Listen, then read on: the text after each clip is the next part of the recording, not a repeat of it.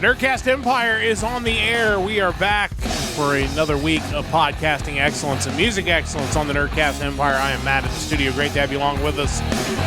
We are here for episode number 136 of the Nerdcast Empire and episode 52 of Music Weekly, which started on February 19th back in 2024. So we have just about gone a full year from our debut. That'll be next week. Will be pretty approximately when we'll hit the 1 year mark on this podcast. We've listened to a lot of great music, and we've got a lot of great music this week as well. And we'll be bringing that to you in the second part of today's show once we go through some news headlines. Joining me, as always, in the studio is Mike. Mike, how's it going? It's going. Yeah, we are into January 24th, moving right along through the year. A lot of kind of AOR, classic rock, classic metal early this year. It's kind of interesting. It'll be neat to see kind of where we go from here, if this is a trend or if we're going to get more into some other styles as we move forward, but excited to get into it. Yeah, for sure. And I'm pretty sure the people at Frontiers probably aren't checking out our podcast, but if they ever do, like, hey, will you please stop releasing all your albums in the same week? Like, maybe spread those things out a little bit. Do you think that helps sales? Maybe. If you look on their website and you see there's like a bulk of albums releasing at the same time, you're more likely to just buy them all at once as opposed to, well, there's just one that I might want. I don't know. Maybe I won't pick it up. Yeah, that absolutely could be. There could be something to that potentially they think that by releasing it all at the same time that maybe people will pick up more than one of their albums. I was trying to pen this message, but for some reason it won't let me pen it, but we'll just leave that. But yeah, I mean, the Frontier stuff was really good this week. We did pick a couple of those bands, but we also have a couple of non-Frontiers bands as well that we'll spotlight in the second part of today's program. We're going to get to some news headlines before we get to the new music for this week. And we're going to start off with some news from Labyrinth about the what is presumed to be the final Black Sabbath show, as much as you can ever be sure of any band ever doing anything final. The original lineup of Black Sabbath, Ozzy Osbourne, Tony Iommi, Geezer Butler, and Bill Ward, will play its final concert in July. It is dubbed Back to the Beginning. Charity show will be held at Villa Park in Birmingham, United Kingdom on July 5th. Tickets are going on sale this week. That's February 14th.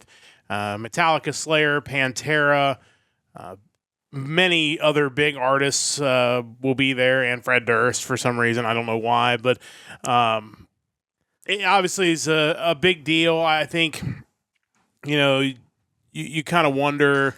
It looks like some other bands like Anthrax, Alice in Chains, Gojira, Hailstorm, Lamb of God, Mastodon, Pantera. So it's going to be just this crazy music festival that's going to wrap up with Black Sabbath finishing off the show. I guess the question I think everybody wants to know is, what is Ozzy's condition as far as being able to sing anything at this point? Because I would have to think what he's going to actually physically be able to do at this point is probably pretty limited. I mean, diagnosed with Parkinson's disease back in 2019, correct? I just, 5 years into that, it makes you wonder. I am happy to see that they did get all four members back. You had Bill Ward, who left the band back in 2012 because clearly a money issue, it sounded like, where he was given an unsignable contract and didn't want to go on with the band at that point. Which, again, is also a shame because when you have a legacy band with that many original members left, you always kind of hope they see each other as equal partners, and clearly at that point in time, they did not. But yeah, I'm kind of curious what the super group that they've put together for this, including Billy Corgan, Tom Morello, Fred Durst, Jonathan Davis, Wolfgang Van Halen. I'm kind of curious what that's going to be, what kind of set they're going to do. Could be interesting, but... yeah, some of the other names involved, David Draymond, Duff McKagan, Slash. You mentioned Anthrax. You got Frank Bello, got Scott Ian, KK Downing, Lizzie Hale, Jakey Lee, Zach Wilde, Tobias Forge, Sammy Hagar, Rudy Sarzo.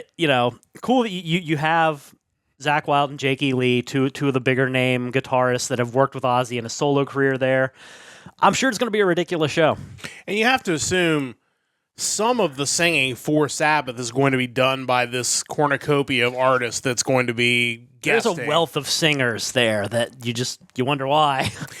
You have to assume that they're, that's at least part of it. Yeah. That they know that, and he may not be the only member of the band that might be physically limited, but he's probably, his condition is certainly the most public, I think, at this point. So I would wonder, but it's great that it's a charity event, and that's really cool. And you have to assume that, presuming ticket sales go well, that there will be some sort of video component to this as well, that you'll be able to buy, like a pay-per-view stream or something for people that they can't make their way to the UK.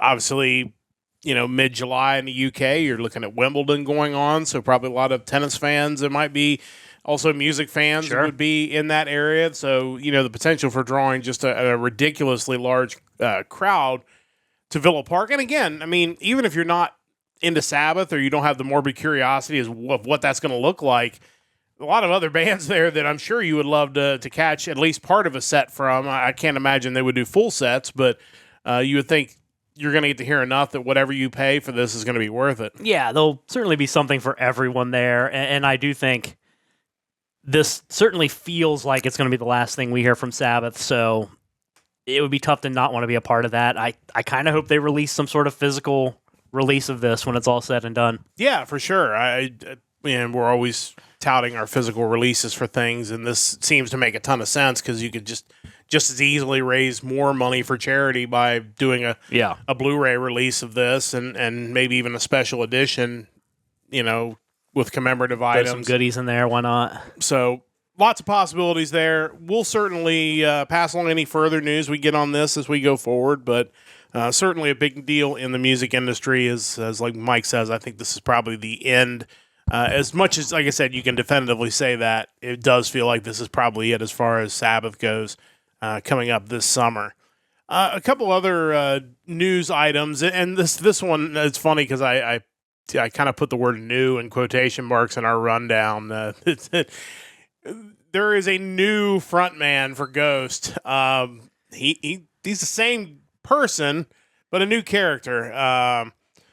The Ghost has announced that Papa V Perpetua is the new frontman character. Papa V Perpetua's name has showed up in that charity event. Yeah, he's going to be there. How about that? So he kind of ties those two stories together. Of course, Tobias Forge is pretty well known as the lead singer of Ghost. He has changed characters multiple times, sometimes in the most absurd ways. But, at the same time, like, Ghost is really entertaining. They've continued to make good music. Some of the new stuff they've had has been really interesting, and I'm curious as to what this new character means for what the band goes on to do, and I guess we'll probably have more questions than answers until we actually see Papa V perform in public soon. Yeah, it's interesting with each of these characters. I feel like they all have a striking resemblance to each other. Like, he hasn't totally gone like out into left field yet and come out with a character who dresses like in bright red or blue or something.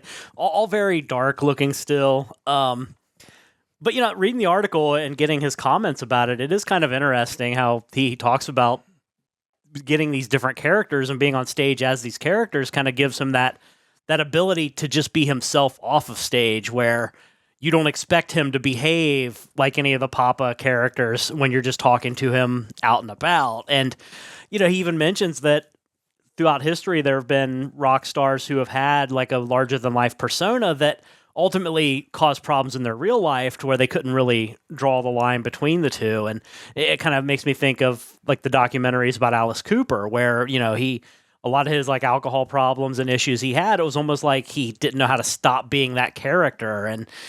And once you kind of break free of that and you kind of see where Alice is today, it's great. But, Tobias Forge is clearly a very theatrical rock star, kind of in that vein of Alice Cooper. And it seems like he at least has that distinction well drawn between the show and Tobias.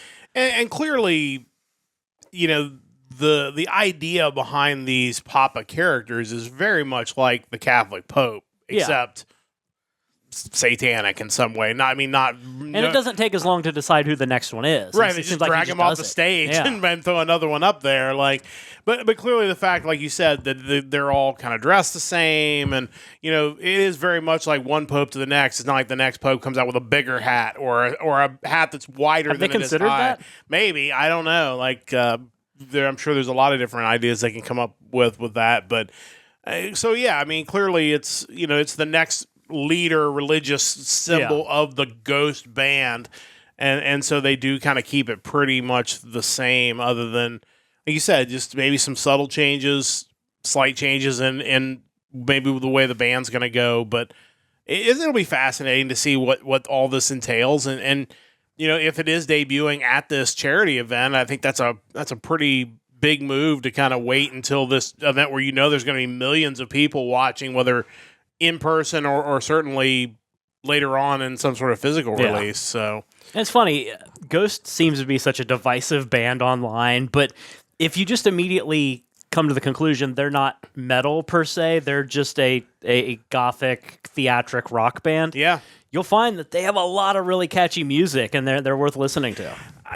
There's so many bands we review every week that it's like, if we got into a discussion about are they metal, you could make cases either way, because as you get into melodic rock, there are fine lines between a band that's just melodic and a band that's melodic metal. Like there's lots of area there, and Ghost falls more toward that melodic end of the spectrum as opposed to the metal end of the spectrum. You almost need to draw one of those X and Y axes with, different plot points based on one side is metal, one side's rock, and the y-axis, I don't know what it would be, melodic or harsh, and then you just plot where each band sits on all of that. Ghost wouldn't be very far into the metal side, but that's okay. Yeah. Not everything has to be metal, as it turns out. There would be things in all four quadrants that you would enjoy, but they would all be a little bit different than the others. And, I would assume some of those just, the ones with the angry sticks would be down in the bottom right corner, where it's like, I'll always use that term now. Big thank you to Willem de Friend for quoting. He's a friend, after all. Yeah, he is. I will always think of that every time I see one of those bands. But yeah, check out Ghost. They're a lot of fun. They make catchy music. Yeah, I think if you don't take it too seriously, I think you'll have a good time with them. And we'll find out more about Papa V Perpetua coming up in July. One other article that really is another article that doesn't have a lot to do with metal, but it definitely has to do with rock, which we do talk about on this podcast. And a collection of classic rock bands going to be performing at Rockin' in Paradise coming up on October the 9th through the 11th in Miramar Beach, Florida. It's basically called Styx and Friends. So it'll be Styx, Loverboy, Cheap Trick, 38 Special, Collective Soul. They were listed in the headline. You also have John Waite, Lawrence Gowan, of course, is the keyboardist for Styx as well, Edwin McCain, who will be there. Who's not in Styx? Who is not in Styx. That's kind of a shame, honestly. But it's kind of great also, that he's kind of found a way to hook his name to some of these, concerts, because I really kind of thought he was maybe a one or two hit wonder and then off, but evidently he's hung in there. But just, of course, it's going to be hosted by Eddie Trunk, because why not? Who else would you possibly get to host a classic rock festival? Dude's a legend. The dude's a legend. He knows everything. And if you don't listen to his satellite radio show, you should, because he's awesome. But yeah, I don't know if I want to go to Florida in October. That's not necessarily the easiest part of the schedule for me to get out of town. But honestly, I think this concert would be a lot of fun. Yeah, absolutely. And it is kind of interesting when you see artists like Collective Soul and Edwin McCain that have been kind of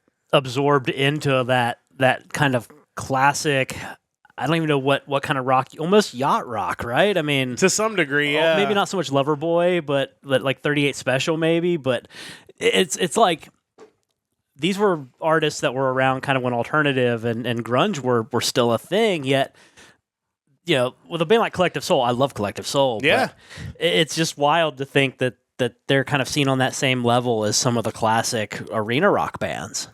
If you think back to when they were prominent and you think of what the other popular music was at the time, you could have almost called them classic alternative rock even at the time because they didn't fit in with grunge. They weren't dirty. They weren't, you know. It would just sound like something that they didn't seem super angsty like a lot of the grunge acts did. I have not looked into like who influenced Collective Soul, but I have a feeling that it's a lot of these other bands are probably with. A lot of the classic rock bands of the 70s and 80s probably influenced these guys pretty heavily. Because there's a video that Rick Beato has with... Another legend. Yeah, absolutely. Was it Ed Roland? Is that the guy from... Am I right about that? Collective Soul. That sounds right. And like the story of kind of them getting together and basically him just writing all this music was really fascinating. Ed Roland. Just, you know, I didn't realize like just how deep this dude's like music appreciation and knowledge was when I listened to them back in the 90s, but just a really fascinating interview, and you kind of get a new appreciation for someone who, at this point, people probably look at as like just some random alternative rock post-grunge guy from the 90s, but just really impressive stuff. And they released an album in 2024, Here to Eternity, so they're still active, which is great to see, and I'm honestly surprised they're, you know, not on Frontiers Records. Like, it feels like a band that, if you're looking for that next generation of music to jump into Frontiers, this feels like a pretty logical place to jump in. For sure. But, it's... like I said, it sounds like a really good show. I certainly would enjoy getting to see that. So if you are going to be in the Florida area coming up in October, I definitely encourage you to get tickets for that because tickets go on sale this Friday. It does make me wonder, kind of going back to that story real quick, with concert tickets just getting more and more expensive, is this going to become more of the new thing where you're going to have these like kind of luxury getaway multi-day where, yeah, you know, you're getting to see a concert, but it's basically also going to be like your family vacation. Like if you can tie the two together, going to that concert doesn't seem so expensive because you're kind of killing two birds with one stone. Well, we talked about that a little bit on the podcast, that there's basically, this is a new way to do it, but really, you know, the one thing that a lot of these bands are saying is going to become popular and already has is residencies, where you have these bands basically post up in a town, in most cases Vegas, but there are other options as well. And they just stay there for a month or 2 months or whatever, and then they don't have to move their gear. They don't have to travel.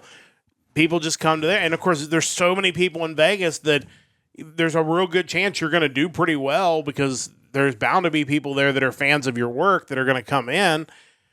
This is kind of the other side of that. Well, instead of having a residency in a city, let's have a residency in a vacation location. We'll bring in a bunch of bands. We'll do it for 3 days. Yeah. And we'll work with a resort or whatever where you're going to pay X amount of money to stay at the resort, and you're going to get all the bells and whistles that come with that. And you're also going to get to see your favorite bands perform each and every day during that. And yeah, I think that makes a ton of sense. Like, why not? Because not only is it allowing you to see a bunch of bands for probably a more reasonable price, but you're also, it allows this resort to maybe have a leg up on other resorts in Florida, you know, because, I mean, let's be real, as much as, you know, it's not necessarily always a comfortable topic. Those of us who are fans of these artists are all getting up there in age. We're not getting any younger. We're getting a lot closer to the times where we're thinking about resort trips to Florida and Arizona and stuff. So it's like, how do you appeal to that next group of people that are going to be, you know, hitting older age?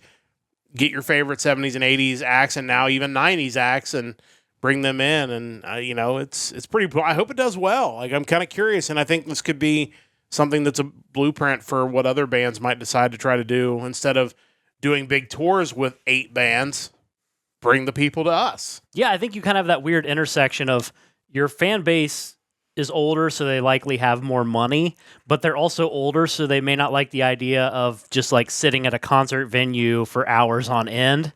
So you kind of meet them in the middle where it's like, okay, well, you have the money, so we'll charge you the money, but we're going to give you this like luxury resort treatment too. So you're kind of hitting them both sides. Well, and that begs the question, and I don't know the answer to this, but we'll see if this does well, or if this is something that becomes profitable.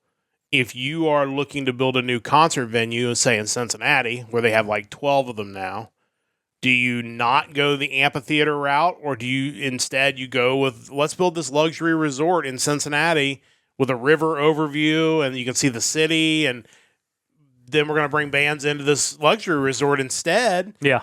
And you could, just, like I said, basically create residencies in places that also serve as vacation destinations. So, It's an idea. There's money to be made, and I think that's the biggest thing with anything like this is we talked about how difficult it is for bands to tour. Let's get together, meeting of the minds. Let's figure out a way to make this sustainable for both the bands and the fans, and hopefully everybody will win. So, interesting idea. Again, if you're going to be in Florida or you're headed down that way, check that out coming up in October. That's going to wrap up our news segment for today. Just a reminder, check out our website, nerdcastempire.com. A big thanks to everybody who's been checking out our podcasts and our daily reports and stuff, or every other day reports. We have done pretty well in views on our Nerdcast news reports this week, and really pleased with that. And of course, Mike's shorts that he creates have done really well as always. And it's just great to see more people coming in. We encourage people to check us out on Twitch, twitch.tv/NerdcastEmpire. We're there live at least 4 days a week. And we encourage you to drop us a follow while you're there. Again, once we get to 50 followers, we can monetize. It's not like we're going to put a paywall up, but it does allow us to get bits and potentially subscriptions and stuff like that. And that allows us to kind of do more cool things that we would like to do on the Nerdcast Empire. So we appreciate the support wherever you're checking us out. We appreciate it, but we encourage you to stop by on Twitch. A reminder, we'll be back here on Twitch in a little over 13 hours or so, 9 a.m. Eastern tomorrow for the Nerdcast News Report. We're going to talk about the PlayStation Network being down and what they're going to do about that. Also, WWE news, and not necessarily the good kind, is the company's laid off some wrestlers. We'll talk about that and everything else we can find in the nerdy news world to get you started for your week. That'll be 9 a.m. tomorrow, twitch.tv/NerdcastEmpire, and later on the VOD on YouTube. It's time to get to new music. After all that is said, of course, each and every week, Mike will go through and he will create a playlist, which I am going to post in the chat as we speak. And if you are watching on YouTube, you'll see that pop up on the top of the screen sometime around now. Basically, he goes through and compiles a list of the new album releases for a given date. In this case, we are talking January 24th. And then he will pull a song from each of those new albums, put them in a YouTube playlist. We go through them. We find some bands that we like that we can recommend to you. So each of us will have 2 new albums that we will play for you and talk about on the podcast today. And then our final segment of the show, we go into the vault where each of us will talk about a classic album that you should check out. But it's time to get to the new stuff for this week. And it was a very interesting week as far as classic rock. Like Mike said earlier, a lot of melodic rock, a lot of classic rock, a lot of even some modern rock this week. It was a pretty strong week overall. It was tough to narrow it down to 4 picks, but we have done just that. And Mike's going to kick us off, as always, with his first pick of the week. So what do you got for us, Mike? Yeah, I mean, we had 4 releases from Frontiers, I think a couple from Pride and Joy. It definitely was no shortage of AOR, classic rock, anything with kind of a retro vibe. We definitely had that in spades. But yeah, so for my first one, I actually did run with a Frontiers band, oddly enough. This is the 10th full-length studio album from the Italian power metal legends. The band is Labyrinth, and this is their newest album, In the Vanishing Echoes of Goodbye. I should note that I thought all 4 Frontiers releases were really good this week, and as they usually are. But I do think of the 4, the 2 that we're going to talk about on the podcast today kind of stood out just a little bit over the other 2. Not to say the other 2 were bad by any stretch, but I think the first one here, Labyrinth, and the one we're going to talk about a little later, I think they were just a little bit above the other 2 this week. Yeah, absolutely. And I was vaguely familiar with the band Labyrinth. Years and years ago, I think I'd listened to their second album, Return to Heaven Denied, and I'd heard a little bit off of their 2021 Welcome to the Absurd Circus. So I kind of knew when I saw them on the list that this was going to be good. Band themselves, they've been active since 1994. That was as Labyrinth. They ran under some prior names as far back as 1990. The current lineup consists of several classic members, including Andrea Contarelli, Carlo Andrea Magnani, and Roberto Taranti on vocals, the other 2 on guitar, and some recent additions dating back to 2016 and 2019, Nick Mazzaconi on bass, Oleg Smirnov on keyboard and piano, and Matt Peruzzi on drums. over the years, apparently this band's had some lineup changes, some style changes. They used to all run under pseudonyms, and now they use their real names. But since I was really only familiar with their really early work and their more recent stuff, to me, this just sounded like a band that never missed a beat. Like when I listened to this album, I felt like, oh, this is a Labyrinth album. Awesome. Sea of Tranquility kind of put it well when they explained that this band is pretty much equal parts progressive and power metal. There's really no one that kind of outdoes the other. To me, the power metal, it's enough to kind of get you pumped when you listen to it, but it's progressive enough to feel complex, but not so far out off the beaten path where it feels challenging or not inviting. Standout tracks on the album include Accept the Changes at the Rainbow's End, Heading for Nowhere, Inhuman Race, and the track I picked to check out, the track Welcome Twilight. And a good time to remind you before I hit pause on the podcast recording that, of course, if you are listening on your favorite podcast network, you won't hear the sound clips. Always encourage you to check us out on twitch.tv/NerdcastEmpire. We also try to put those clips on the YouTube VOD as well, but if you are listening on your podcast network, you're not going to get to hear those clips because of copyright. So with that said, it is time to check out Labyrinth. In the Vanishing Echoes of Goodbye is the album. This is the opening track to that album. It is Welcome Twilight. Let's check this out now.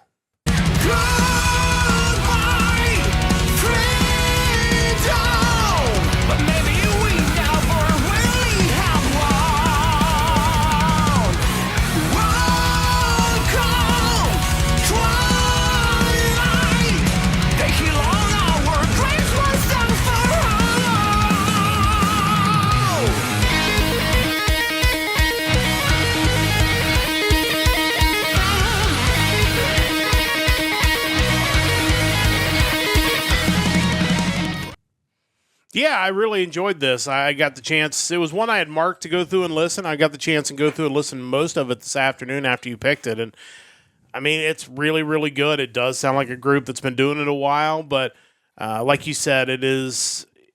There are different elements of, melodic rock, progressive rock, but none of it feels inaccessible. It's very easy to get into. It's a very easy listen. I think... if you're a fan of this type of music, you're really going to enjoy this album. I thought it was just really, really strong from beginning to end. Yeah, these guys were kind of noted as being one of the big bands to kind of get that Italian power metal scene up and running. And, I remember them at that point in time. There was another band I'd listened to an album from, Skylark, that were really good back then. But, yeah, it's cool kind of getting back into these guys, and I definitely need to check out more of their stuff that I missed along the way. Yeah, for sure. I definitely encourage everybody to check out the new release from Labyrinth and some of their old stuff as well. Really strong pick to start out our new picks for this week. As always, you have 2 picks, and I go a little different direction for pick number 2, but this is another really excellent album you got for us. What do you got for pick 2? Yeah, I mean, the simple choice would have been to pick nothing but Frontiers and AOR bands, but I definitely wanted to shift my focus a little bit. I'd mentioned earlier that it's been kind of a big early year for this kind of music, whether it be the AOR stuff or in this case, traditional metal. I feel like there's been a lot of that new wave of British heavy metal revival stuff out and about, and this is kind of one of them. This is the second full-length album from a band from Sweden that are a traditional heavy metal band. It's a follow-up to their 2023 debut full-length album, The Conquest of Time. This is the band Century with their newest album, Sign of the Storm. Yeah, I really enjoyed this. It's just got a great classic sound to it, and I think it's a good contrast from the first pick of the week, and it's just, like I said, kind of takes you back to a different time in rock and metal music. It was really a lot of fun. Yeah, absolutely. It just kind of reminds you as you're going through the music and listening to it, and we've talked about it before, that no matter what kind of rock music you're into and how little of it's actually being exposed via radio or streaming, if you do some searching, chances are whatever you're looking for, someone's out there still making it. Yep. And I think this is definitely a good instance of that kind of early 80s, traditional, very new wave of British heavy metal sounding stuff. Looking into the band from their Bandcamp, it's basically a 2-man studio act. Stefan Tingner on guitars, vocals, and bass, and Leo Ekstrom Salerno, my bad, on drums, guitars, and bass. They do have a couple other members that tour with them, it looks like. Isak Koskinen, Rose Marin, and Edvin Aftonfolk. Easy for me to say. We love bands that are not from the U.S. Like, we pick a ton of them. So we just to throw a blanket apology over any names we may mispronounce because we're doing our best, but we don't speak every language that's out there. It can be tricky sometimes, and certainly no disrespect intended. For sure. But yeah, this album and this band, they've done a great job of creating that really vintage sound without sacrificing quality. I think sometimes when you run into these bands, you feel like they go so far the other direction to try to make it sound like it's been recorded on a cassette player.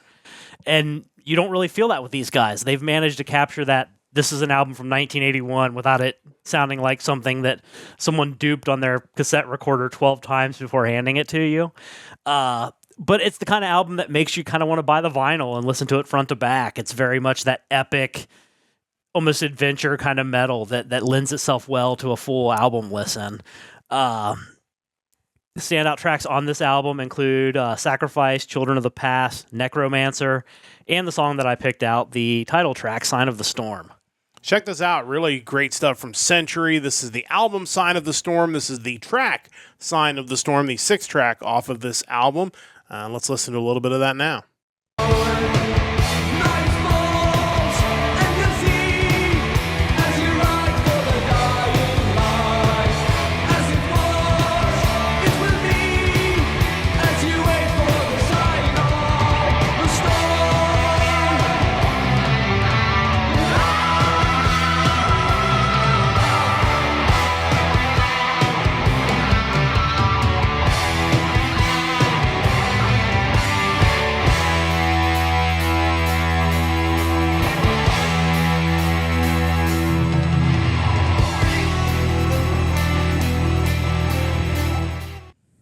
The one thing I'll say about this, when I heard the track off of the playlist, is, I was like, oh, this sounds pretty good.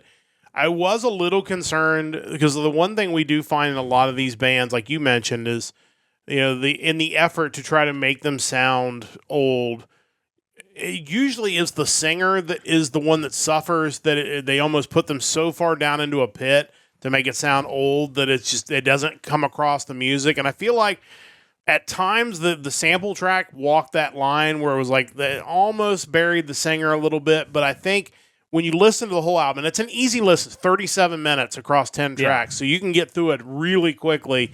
I feel like more than not, they got it right. Like the singer did come through enough, and I also think there's enough clean instrumental in there that it all doesn't sound muffled. Like, you even heard a little bit there at the end that, the drums kicked in, the guitars kicked in, where it does sound a little more modern sounding, but still retro at the same time. But yeah, I think where some of these groups go wrong is that just too much of the music in front of the singer. Like I said, there were times when I heard the first track, I thought maybe they didn't get this right. But I think overall, when you listen to the whole album, you're going to find that the mix turns out all right. And I think it does. They accomplish what they set out to do with this. Yeah, I would agree with that. I think sometimes the singer kind of feels a little too reverby or echoey, maybe. And I guess that's part of trying to deliver that older sound, which it sounds good, but it's clear that was a creative decision. Yeah, but like I said, I don't think they went too far with it. Like some of them are amazing when they do it. Yeah, some of them they bury the singer. Like I said, clearly they were more walking that line. I think they got to the right side of that line, but I encourage you, if you hear a snippet or something and it does sound a little too much in the background, listen to the whole thing, because I think over the 10 or 11 tracks, I think or 10 tracks, I think it was. Yeah, I think you'll end up figuring out that they really did get it right overall. Yeah, I would agree. So definitely check those guys out. Really enjoyed that album, Century. Just a great, like Mike said, new wave of British heavy metal sound, which is always really awesome. We've had a bunch of those bands of late, so I love the fact that we're continuing to see those bands producing great music in 2025. Time to get to my two picks. We're jumping into the AOR deep end, and we're going to start out with my Frontiers pick. Mike already had one Frontiers pick. Here is the second one for this podcast. And as is often the case with Frontiers, this is a band that's been around for a long, long time. This is the German hard rock heavy metal band from Upper Bavaria. This is Bonfire with Higher Ground. They were originally founded by Hans Ziller as Kaufmann back in 1972. They became Bonfire in 1986. This is their 18th full-length album as Bonfire. They also had several albums prior to that, the first since 2020's Fistful of Fire. The band's composed of Hans Ziller on rhythm guitar and backing vocals, Ronnie Parks on bass and backing vocals, Diane Mayer on vocals, Fabio Alessandrini on drums, and Frank Pane, I believe it is, on lead guitar and backing vocals. Pane and Parks joined the band in 2015, while Alessandrini and Diane joined in 2022. Ziller left the band for a bit in 1989, but returned in 1996. So the band has been through a lot of members, a lot. If you go to their Wikipedia page, you will see they've shuffled a lot of people in and out. In fact, there's the two that joined in 2022 have joined since the last album was released. But otherwise, it's exactly what you expect out of a Frontiers band. It's great melodic rock.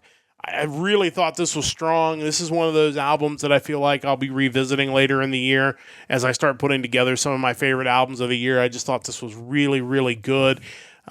This is the band's first release under the Frontiers label, so they're jumping on board now, and who knows where that will take them. But I really, really enjoyed this, and I think if you're into AOR rock, you're going to enjoy this as well. Standout tracks include I Will Rise, Lost All Control, Higher Ground, and the track we're going to listen to on the podcast is I Died Tonight. So let's check these guys out. They've been doing it for a long time. Bonfire with their new album Higher Ground. This is the fourth track off of that, I Died Tonight. Let's check a little bit of this out now.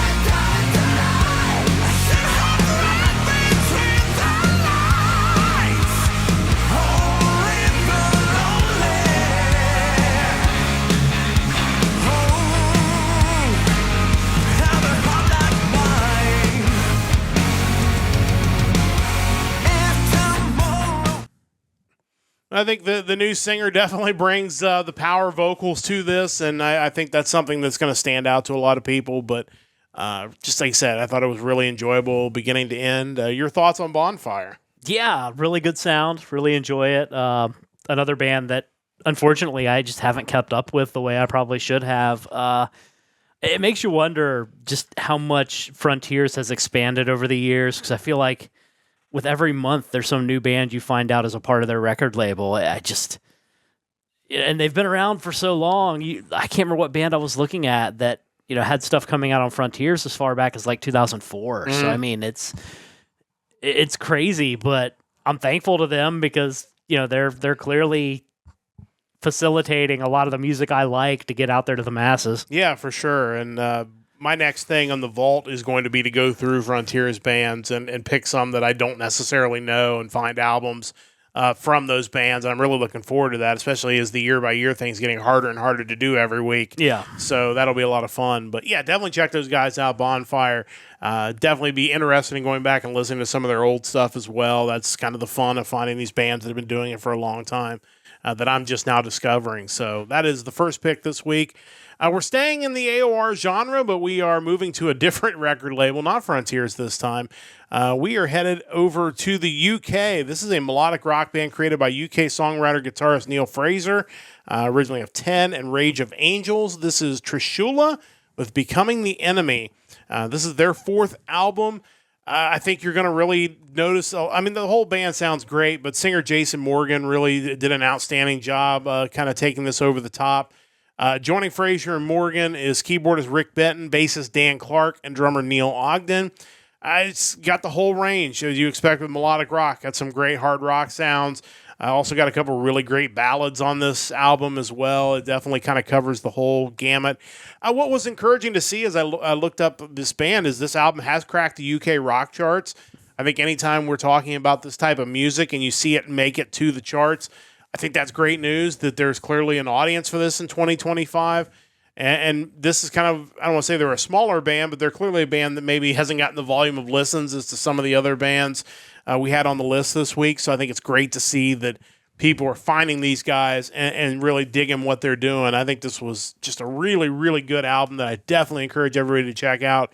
Standout tracks include War Dance, Long Live the Rising, Hold My Hand, The Long Goodbye, and the song we're going to listen to on the podcast, The Walls of Eden. So let's check out Trishula. The album is Becoming the Enemy. This is the 4th track off of that album, The Walls of Eden. Let's listen to a little bit of that now.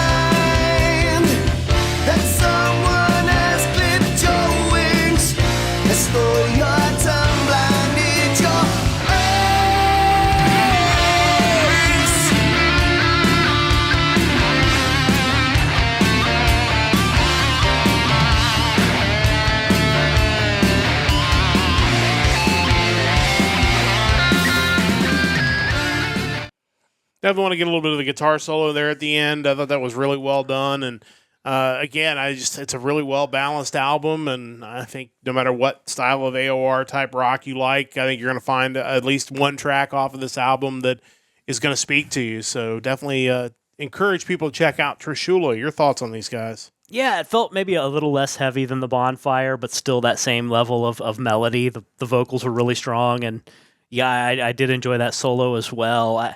It's kind of funny going through the music this week because I was so worried early on, like, man, how many options are we going to give ourselves? And by the time I got here, I was pretty much stoked that we had so many quality bands, and there were still a couple even after this. But yeah, it's been a pretty good week, all things considered, and this album was no exception. I think when people check out the short that comes out off of this week, whatever 5 and 6 are going to be, are also going to be really good. And in many given weeks would have been picked.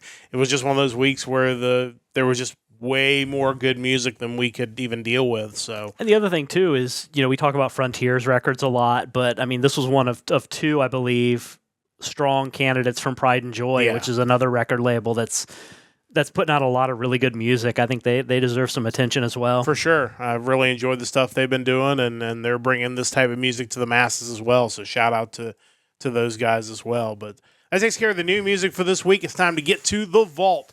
Mike and I will each go through and give you a classic album you need to check out. Mike is coming to the end of his this particular gimmick for the vault, where he's going through Wikipedia's list of all the glam bands, and he is now going A to Z, now all the way up to the letter X.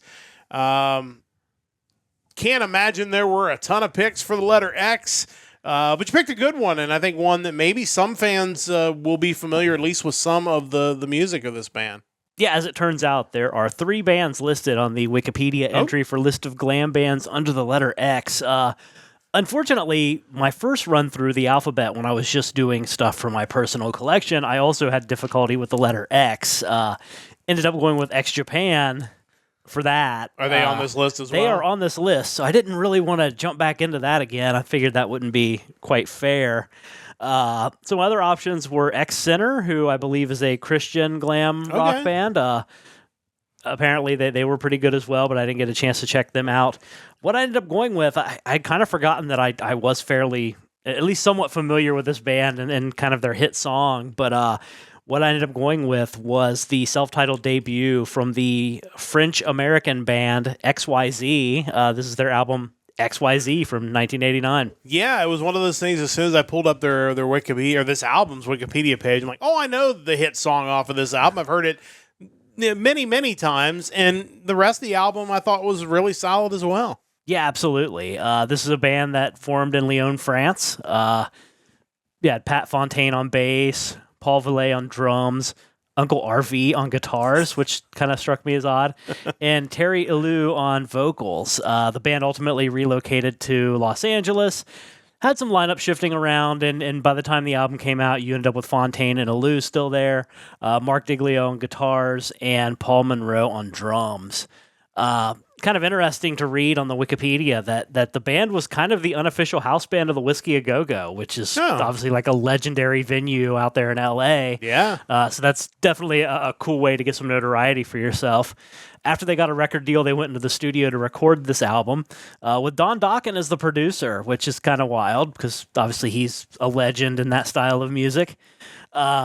Reading into that more, Dokken cited issues in recording the album, including Elou's strong French accent, which caused some of his words to be indecipherable to Don, and left his bandmates unable to properly vocally harmonize with him, which I never really thought about before, but yeah, I could see where that might be an issue. Yeah, for sure. Ultimately, Don Dokken provided the backing vocals, and despite his efforts to kind of change up his vocal style, apparently people thought that his voice was still pretty prominent, to the point where people were calling the album XYD. In my listen, like, I didn't necessarily hear Dokken as much as their lead singer, when he gets in a certain range, kind of has a certain Don Dokken sound to him. Mm-hmm. So I didn't think it was so much Don shining as much as, yeah, there might have been a certain production choices to kind of make the band themselves sound a little more like Dokken, because I thought the guitar work too kind of had some George Lynch sounds to it, but it still sounds great either way. Mm-hmm. You know, Pat Fontaine wasn't super high on working with Dokken, according to the Wikipedia page, accused him of prioritizing playing with his pet dog and drinking instead of helping with production. That sounds 100% like Don Dokken. Yeah, that's, crazy to think about, but yeah. Paul Monroe, the drummer in 2022, said the band loved working with Don. They said they got along really well, and Dokken even helped him with his drumming technique. So, you never know. It's hard to say what kind of state of mind Don was in at that point in time, too. Just egos getting involved when you have someone who's in a current top band producing a kind of an up-and-coming band's album. Makes you wonder how all that stuff kind of works out, but ultimately we got a good album out of it, so I can't complain. Kind of looking at some of the critical responses on Wikipedia, Ian McCann of New Musical Express called the music polished, loud, and unchallenged metal rock. Is that positive? Yeah, sounds safe, but not bad, I guess. That's fair. Kerrang gave it 3 stars, thought the album was well delivered, but too similar to Dokken, both vocally and Diglio's guitar work being too George Lynch-esque. I can get that, but that's not a bad sound to go for. Dokken was tremendous back then and had so many big songs. Videos were made for the tracks Inside Out, which is their biggest hit, and What Keeps Me Loving You. Both of them had decent airplay. The song Maggie on the album was featured in the 1990 Dolph Lundgren movie, I Come in Peace.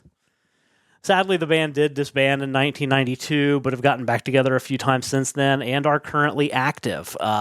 Touring as recently, I saw on Setlist FM, as October of last year, so they're still out there doing it. Again, I enjoyed the album. I thought there is certain Dokken-esque feel to it, but also some of it felt bluesy or maybe more like Whitesnake. But yeah, either way, you can't go wrong. Standout tracks on the album to me included Maggie, Inside Out, obviously, What Keeps Me Loving You, Souvenirs, and Nice Day to Die.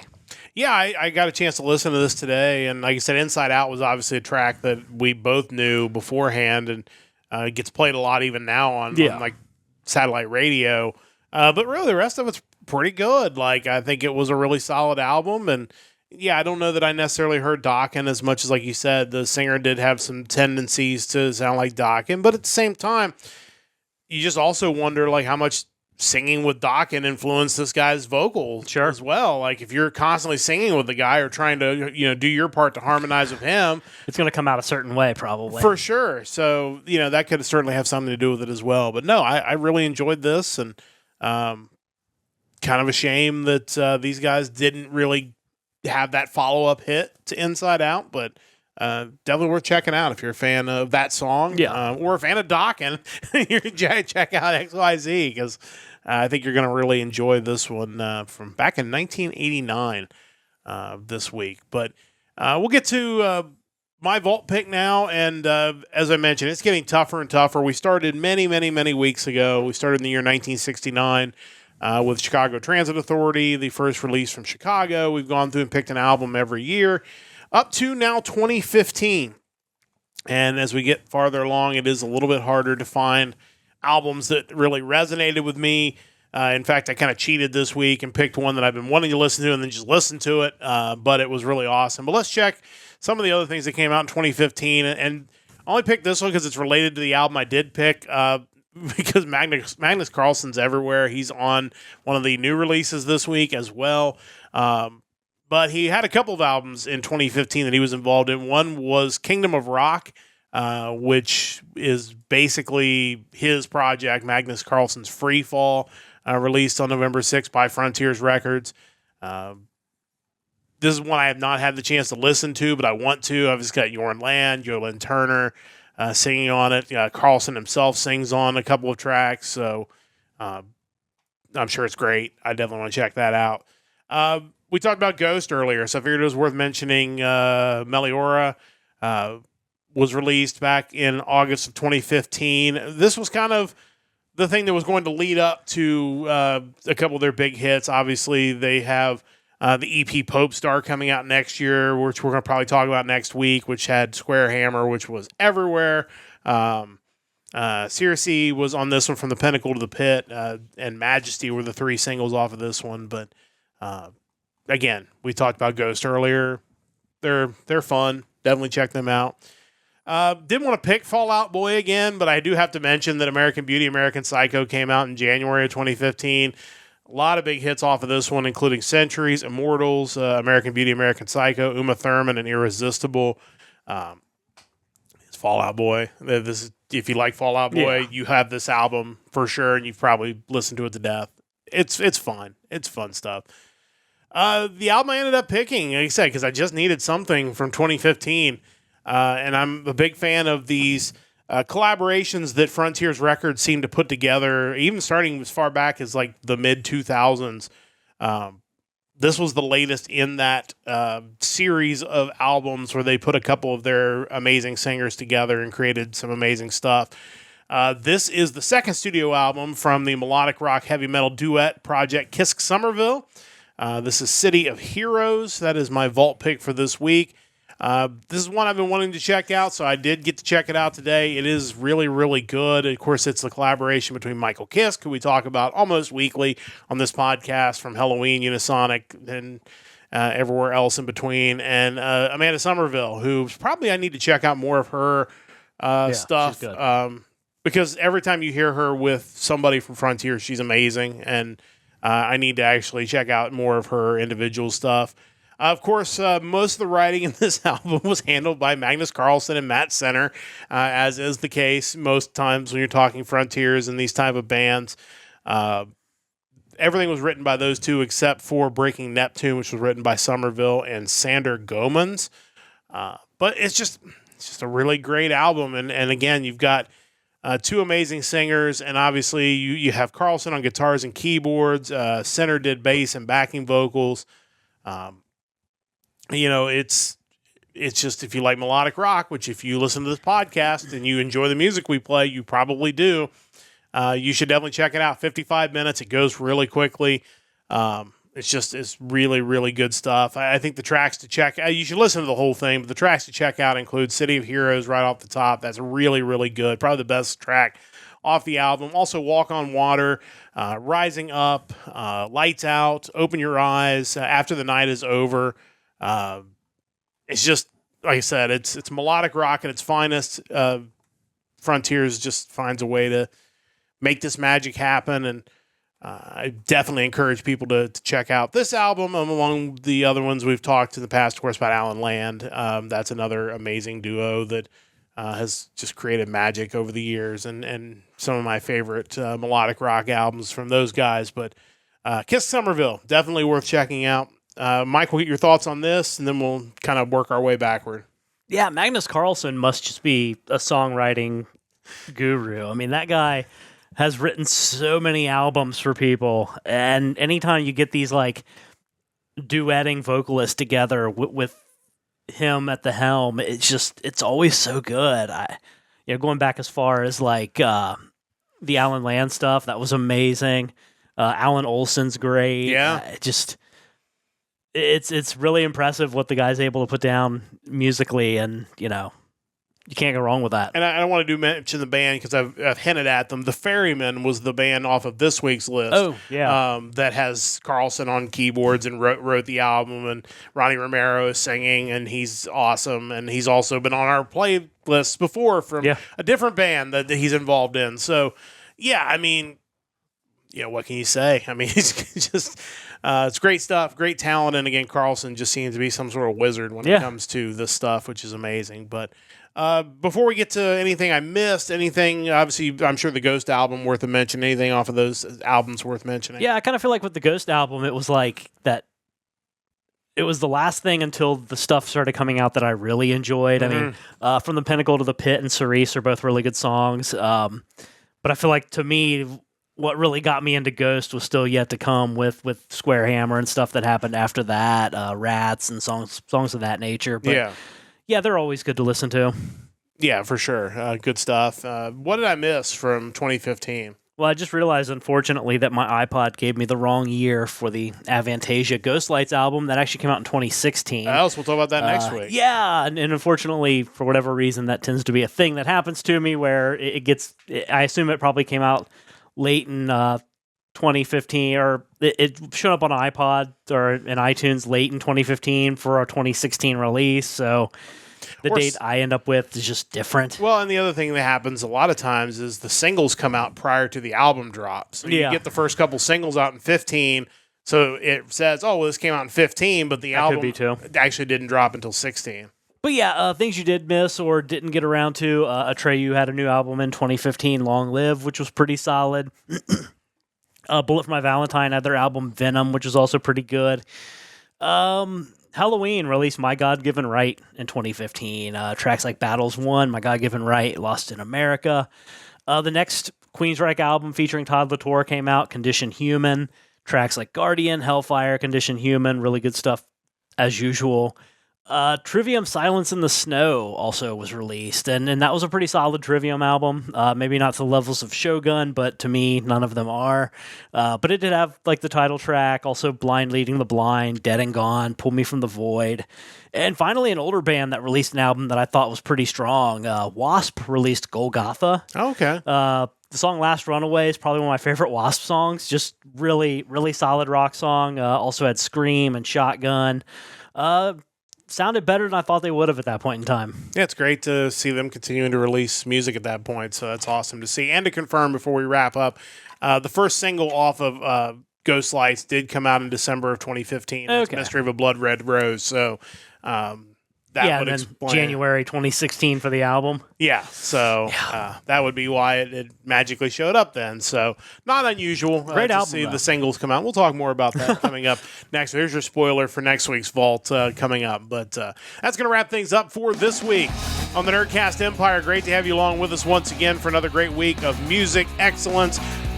It's just really great stuff this week. I encourage you to check out the full playlist. I think there's just some really strong stuff on there we didn't talk about, but I think you'll really enjoy it, so check it out. Reminder, we'll be back in just about 13 hours' time, 9 a.m. Eastern time tomorrow. You can see on the screen where your time zone might be if you're GMT or JST. Check us out. We got some news headlines tomorrow on the Nerdcast News Report. Join us for that. And then, of course, we'll be back on Wednesday and Friday as well. And then, of course, next week, we'll be back with another episode of Music Weekly. It'll be the music of January the 31st, last day of January. We'll be talking about the best rock and metal releases from that date. Big thanks to everyone who joined us live or on the VOD. A big thanks to the entire crew. Big thanks to Mike for putting all this together. And a big thanks to you for listening. Big thanks to Stove Lake Media as well for their continued support of this podcast. And that is going to wrap things up for this Sunday evening. And for the entire crew, I'm Matt saying so long. Don't forget to join the Empire, the Nerdcast Empire.